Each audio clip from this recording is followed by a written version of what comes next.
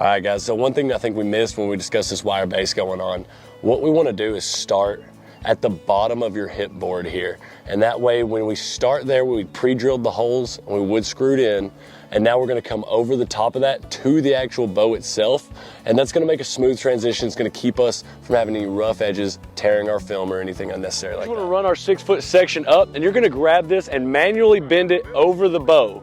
You're going to put tech screws in it the whole way, about every 12 to 18 inches, and that's going to hold it all in place here on the bow.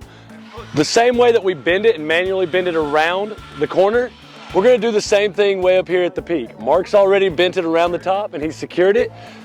They've cut a piece to fit there between what they've already run up the other corner and from the peak piece there.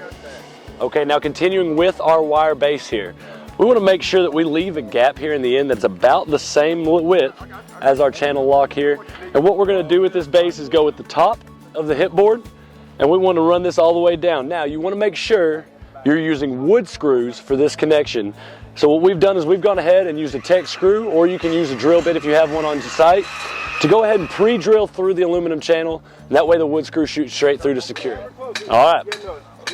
So once again, we're going to have to do wire base on our timbers here at the base of our end wall kit. Now we went ahead and we pre-drilled a piece like this. You can cut a piece that fits all the way in between. This is just a scrap piece we have right now. Just like with your hip boards, you're going to want to mount this at the top of your board, and you want to stop shy of your vertical for your door frame. Now the reason we're going to do that is we do not want wire base on the door frame itself.